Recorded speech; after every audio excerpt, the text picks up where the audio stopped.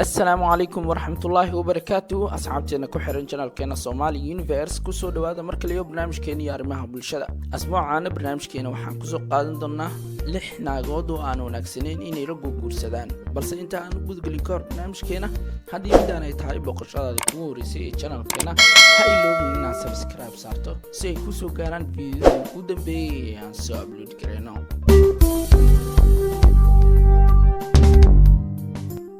naagaha leh sifada noocan ah ninka ragga ah uma wanaagsana maxaa yeelay ninka ragga ah waxa laga yaabaa markii uu ku soo daalo shaqada ee uu yimaado guriga in uu u baahan yahay nasiino dheeri ah halka xaaska leh sifadan ay u bedelaan guriga isbitaal lagu daaweeyo dadka caajislayaasha ah xaaskoodii markii uu yimaado ay sheegtaan xanuuno fara badan oo kala duwan oo niyad jab ku abuuraya ninka sifadan waxa weheliya naagaha subaxii iyaga oo jiifa xaaskooda ka aado shaqada iyaga oo aan warba u haynin xilliga uu soo kaco iyo xilliga uu shaqada aado qofta wanaagsani waxa loogu baahan yahay in ninkeedii markii uu yimaado guriga inay caafimaad iska raadiso oo aan laga dareemin inay caajisan tahay qofta wanaagsani waxa lagu yaqaanaa in ninkeedii gurigeeda uu yahay jannada adduunka waa naagta ninkeeda siiso hantideeda qaybo ka mid ah balse mar walba ku sheegata oo dhaxda hantideeda hebel oo aan ku siiyay walle waa sidaa iyo sidaa sida waajibka ah wax bixinta waxa laga doonayaa ninka ragga ah si walba oo ay naagtu hanti u leedahay balse ninka ragga ah waxa laga doonayaa inuu xijiyo arintaasi wax diidayna ma jirto in naagtu wixii hanti ah oo ay ku saacidi karto caruurteeda iyo ninkeeda ay siiso balse waxa la diidan yahay in naagtu ay mar walba sheegato wax walba oo ay bixiso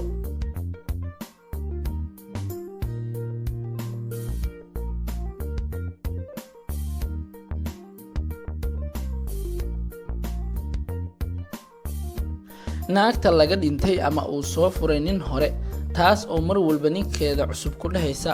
alla ilaahay ninkeyga hore sida uu ahaa Allah u naxariistay Allah dhowray Allah hebel siduu ahaa wax walba oo aad u sameeyso xagga nafaqada iyo dhan walba waxay ku sheegaysaa in ninkeedii hore uu ka fiican yahay aadna marnaba gaari karin gabadha waxa loogu baahan yahay marxaladaas oo kale in ay iska ilowdo ninkeedii hore oo ay nolol cusub la bilowdo ninkeeda cusub gabadhu wax diidayo ma jirto in ay soo xusuusato ninkeedii hore balse looma baahna inay ku soo ag xusuusato ninkeeda cusub arintaas oo sababi karta in guriga uu ku yimaado burbur ama niyad jab cusub ay ku abuurto ninka cusub naagaha qaarkii ayaa leh sifada noocan oo kala ah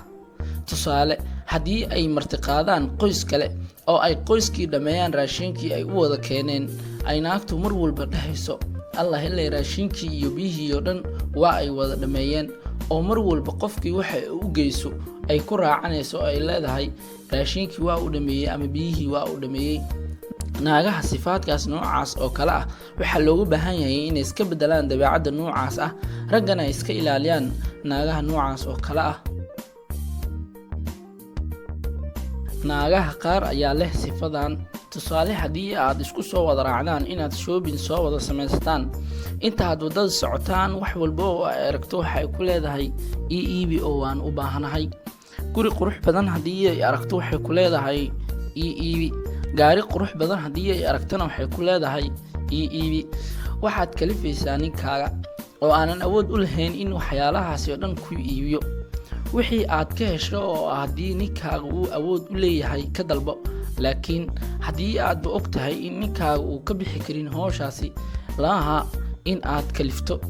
arintaasina waa laga fiican yahay gabdhuhuna waxa wanaagsan in ay mar walba baahidooda ku xadidaan awoodda ninkooda uu leeyahay naagaha qayliya uma roona nimankooda maxaa yeelay ninku uma dulqaadan karo qaylo iyo buuq dheeri ah waxaaba mahad gaar ah hadii uu xamilayo problemka iyo dhibaatooyinka uu shaqada kala soo kulmayo naagaha waxa loogu baahan yahay in ninkooda ay u dajiyaan ayna hilmaamsiyaan buuq iyo problemkii shaqada uuna gurigaaga u noqdo jannadii adduunyada